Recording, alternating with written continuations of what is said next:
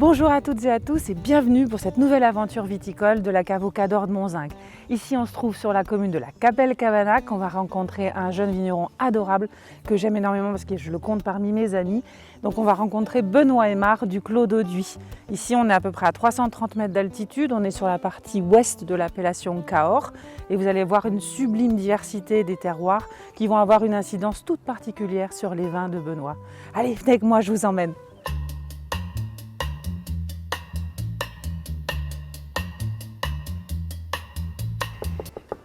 Salut.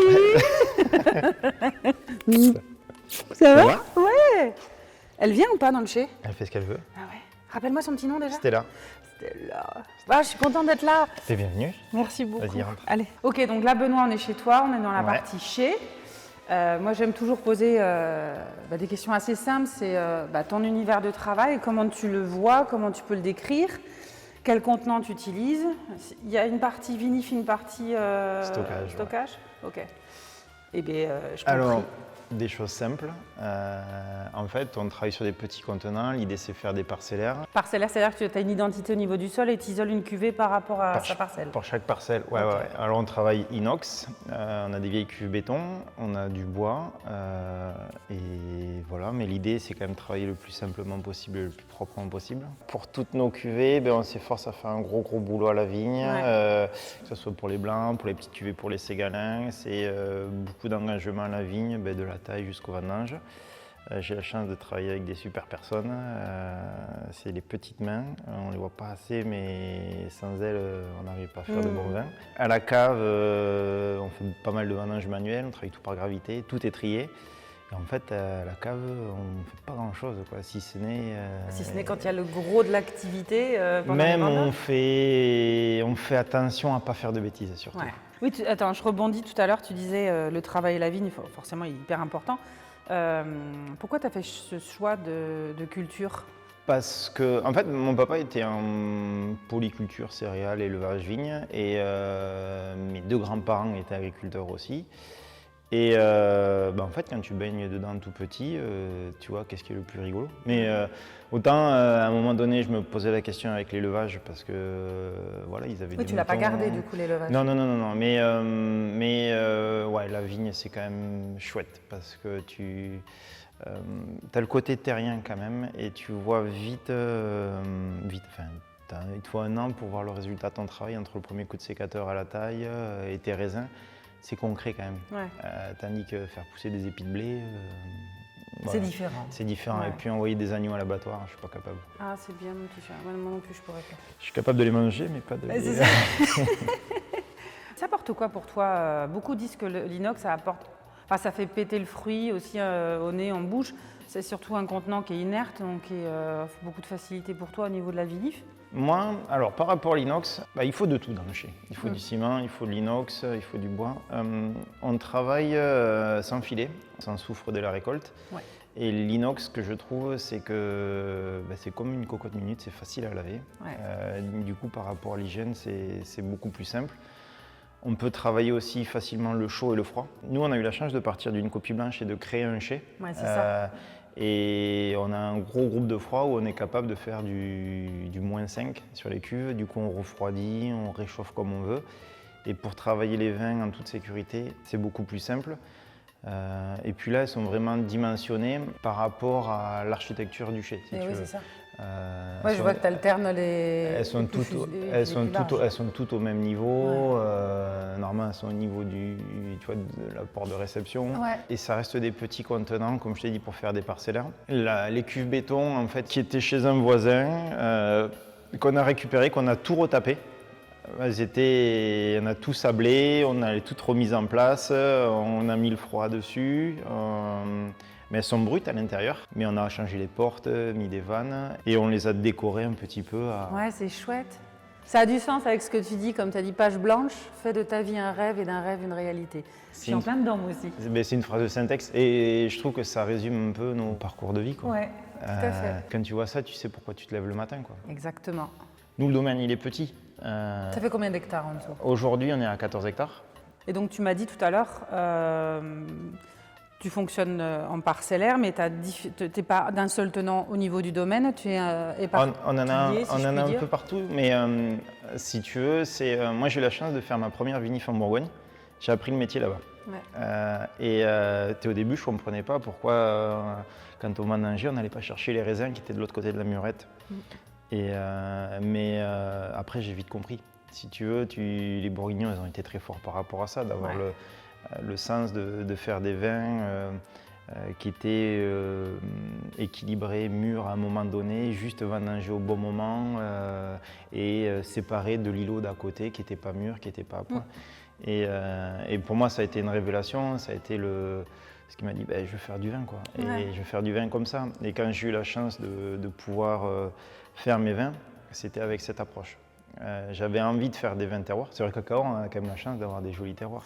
J'imagine que tu as choisi les sols en fonction. C'est ça, ouais. On est parti un peu en prospection pendant 1 an à essayer de chercher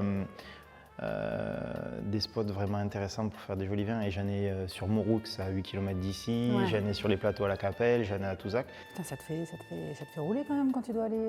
Ouais, mais on n'a rien sans rien. Mais exactement. On est à Cahors, on a trouvé des vignes, c'est pas bien compliqué. Ouais. J'ai récupéré des vieilles vignes sur Mauroux qui sont plantées des années 50 à 1,80 m au pied de l'église de Cabanac. Non. Mais c'est loin d'ici, mais c'est juste un super spot, quoi. Ouais. Et c'est avec ça qu'on fait un peu la cuvée là-haut. On a des sables rouges, c'est quand même des terroirs assez uniques, riches en minéraux, on fait une parcellaire dessus. Et quand tu fais du vin, que tu pars d'une matière première entre un raisin des Laos, des plateaux et des silices, ils se ressemblent. Mais mon Dieu que c'est différent, ça c'est chouette, quoi. Et quand tu fais du vin, que tu arrives à amener les choses naturellement, simplement, et que tes vins, ils ont des personnalités différentes, alors que pour le commun des mortels, 2 grappes, c'est le même. 2 grappes, c'est 2 grappes, quoi. C'est ça. Et c'est ça qui est fascinant dans le vin.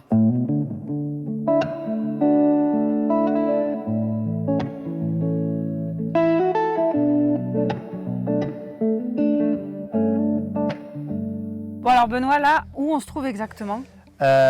Ici, ça s'appelle le Pommier d'Armand. Il y a toujours eu des vignes ici quand tu regardes. Et là, premier truc que j'ai fait quand je suis revenu, ça a été replanter des vignes sur ce terroir. Sur 3 hectares, tu as 4 types de terroirs vraiment différents. Tu te retrouves avec des calcaires, des graves, des sidéraux. Quand tu regardes même la couleur des vignes entre en haut et en bas, c'est pas la même. Les dates de maturité, quand tu vendanges, tu as quasiment 1 semaine d'écart entre le haut et le bas. Et ça donne des profils de vin complètement différents, quoi. Et ça, quand tu es à la vigne, quand tu es au chai, que tu vois cette magie de la nature, ouais, c'est chouette. C'est pas chiant, du moins. Quand tu travailles pour des gros vignerons qui font beaucoup de volume, et en fait, tu es obligé de faire du coca, tu fais un standard. Et toi, tu fais pas du Coca-Cola. Tu es obligé d'appliquer des recettes de cuisine pour arriver à un résultat. Tandis que là, tu fais un peu la chose inverse, c'est que tu as une matière première, mais tu l'accompagnes. Notre truc en vinif, c'est de rien faire dessus, c'est-à-dire de ne pas intervenir, mais de tout faire pour garder cette identité, cette trame. Et cette expression du terroir. C'est ça. Cette vigne, elle a maintenant 10 ans, mais tu vois, elle peine à s'installer, mais il faut lui laisser le temps. Ouais, c'est ça. Et puis juste après, on arrive... Ben là, petit à petit, là, on va arriver dans 20 mètres où on va arriver sur des graves. Tout à l'heure, je parlais de l'image des Bourguignons, pourquoi ils vendangeaient pas les rangs de vignes à côté, mais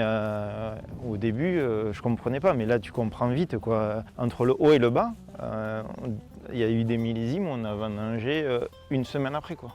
C'est quand même énorme. C'est génial. Non, mais c'est chouette. Et là, petit à petit, tu vois, il va y avoir un mélange de calcaire et de galets. Et on le voit là. Ça arrive, et pour arriver là-bas, que sur des galets, quoi. Il y a quand même la veine de sidérolitique qui est là, parce que la terre, elle est bien rouge, quoi. C'est impressionnant. Et tu vas voir après, tu vois, tu as les galets qui arrivent, et tu remontes ce rang, là-bas, tu te retrouverais comme à Châteauneuf, quoi. Ils sont pas plus petits, du coup Ils sont plus jolis. Les calcaires, chez moi, ça amène de la fraîcheur, c'est le côté dentelle, le côté aérien. Par contre, tout ce que j'ai sur les graves, c'est quelque chose de rond, d'opulent, de gourmand, de riche. Et par contre, ce que j'ai sur les silices, sur les sidéraux, C'est quelque chose de juteux, sanguin. Et quand tu arrives à partir d'un raisin, que du raisin, mais avoir des personnalités comme ça, de vin assez différentes, assez tranchées, c'est chouette, quoi. Avant, dis-toi que ça, c'était un terrain qui était à mon grand-père, mais ici, tu n'as que du caillou, c'était incultivable. Et il faisait, c'était des prairies où il y avait de l'élevage ici. Ouais. Et c'était le seul truc que tu pouvais faire parce que tu n'as que du caillou. Et en fait, moi, je l'ai récupéré et c'était bouché comme ça. Enfin, un peu moins comme ça, mais tu avais des genièvres, des genêts, tout ça. On a passé 2 ans à tout le nettoyer, à le retravailler, à essayer de mettre une céréale. Et en 2015, avec mon papa, on a planté cette partie-là. En bas, on a mis des truffiers et tu vois, là où c'est travaillé, on va continuer à la planter, quoi. Et tu vois, en herbe, elle n'est pas si haute que ça par rapport à celle qu'on a vue juste avant. Et bien, j'ai bossé l'intercept la semaine dernière. Ah, c'est pour ça. Mais tu vois, là par contre, j'ai grôlé il y a 15 jours là-dessus. Tu vois, on s'efforce de tout dédoubler. Là, tout était pampré, dédoublé. Là, tu vois, elle est bien montée. On essaie de tout ce qu'on taille, avoir 2 flux de sève. Essayer de monter en pulsar si on peut. Et là, tu vois, elle est montée. On a tout dédoublé, mais tu vois les pètes de grêle. Disons que c'est pas encore trop moche, quoi. C'est pas. Par rapport en bas où c'était bien vert, bien. Là, tu sens que ça végète, quoi. Et c'est ta parcelle test d'irrigation dont tu me parlais tout ouais, à l'heure. Ok.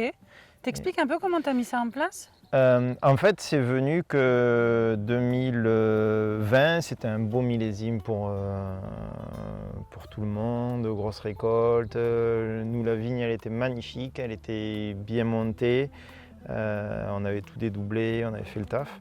Sauf que du 14 juillet au 15 septembre, pas d'eau. Ouais. Et du coup, grosse température, de l'échaudage, grosse tercite hydrique. Et on a rentré des petites baies et une récolte pas très bonne, pas des gros rendements. Et économiquement, tu te dis merde, où c'est qu'on va? Et en fait, ici, on a la chance sur les plateaux.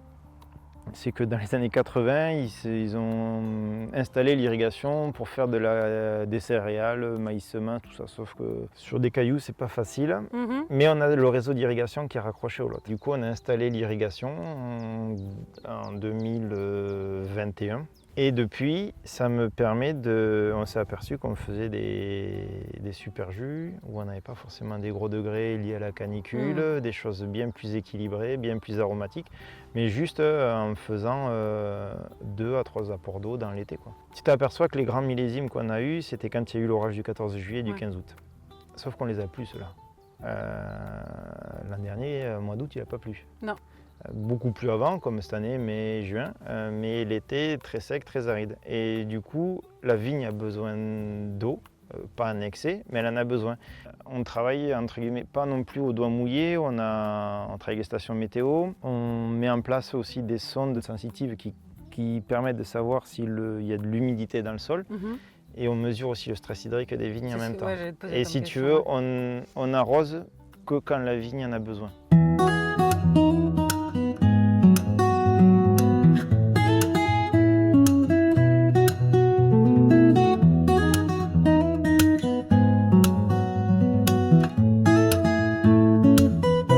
Benoît, il y a un moment où il faut se dire au revoir. Je pense que ça y est, c'est arrivé. Pas ça. Mais bon, il faut y aller. Merci infiniment de nous avoir accueillis et merci de ta confiance, de ton amitié. Ça fut un plaisir. Partagé. Il y a une tradition au Cadre de Monzingue, c'est de ne pas partir sans rien, de ne pas partir sans un morceau de tissu qui appartient au vigneron. Pourquoi? Parce que je vais faire le patchwork de la vigne. Un peu comme Pénélope avec son Ulysse, l'idée c'est de... Viens là mon amour. C'est de garder une trace de vous au-delà des vins et de forger au fur et à mesure des années un sublime patchwork qui reflète les partenariats, l'amitié, ça s'inscrive sur la durée. Donc tu avais comme lourde tâche de trouver un tissu qui te ressemble ou qui en gros reflète ton activité de vigneron. Je te donnerais bien un bout de la couenne du chien. Non, moi, ne va. Le gras, c'est la vie. Voilà. Mais alors quand je dis un bout de tissu, tout le monde me donne une intégralité de vêtements, mais je trouve ça dément. Bon, voilà, je trouve que ce pantalon il reflète un peu l'histoire et l'aventure parce que en fait on est parti de rien, on a tout construit une histoire. Au début on a travaillé un peu avec nos moyens et on a beaucoup galéré, bricolé et tu vois on a commencé avec beaucoup de matériel qu'on a acheté sur le Bon Coin ou des choses comme ça ou du vieux matériel qu'il a fallu réparer, remettre en état. Ouais. Et actuellement encore on le fait encore et j'ai passé énormément de temps. Bon, j'aime ça aussi mais tu vois je trouve que ce pantalon c'était un pantalon que j'utilisais pour travailler, pour faire de la soudure, du bricolage et aujourd'hui il est au bout de sa vie. Mais il est. C'est le témoin de. Il est à l'image de tout ce qu'on a mis en place et à l'odeur de tout ce qu'on a mis en place aussi. Ah, j'ai l'odeur. Merci infiniment. Et bon, la personne qui est en charge de découper. Je te laisse choisir le bon morceau. Ouais. L'entrejambe, c'est peut-être pas le meilleur, mais. Du moment que tu m'as pas fait de trace. Mais voilà, ça demande à voir. Ça demande à voir. Merci infiniment. Mais c'est avec plaisir. Et pourvu que notre aventure soit longue et pérenne et bonne, toujours. Ouais. On se fait un petit bisou? Avec plaisir. J'adore ce que tu as dans les cheveux là. C'est quoi? Ah, la petite pâquerette? La petite pâquerette. Ah oui, toujours. J'essaye. Comme dans la famille Ingalls. Oui, mais je vais pas faire la déval de la pente. On peut après le faire avec la musique. Allez, je vais le faire. Merci à toutes et à tous d'avoir suivi ce nouvel épisode des Cadors de Monzingue au sein du Clos d'Auduit de Benoît Aymar en Pays Lotois. Merci infiniment de nous suivre de plus en plus nombreux et nombreuses. Si vous avez aimé, on active le pouce bleu. Si vous voulez suivre nos aventures, on n'oublie pas la petite cloche. Le lien pour la cave est juste en dessous et en barre de description. D'ici là, buvez bon, buvez vivant, sans intrus ni intrants. N'oubliez pas, les quantités sont limitées. D'ici là, à bientôt!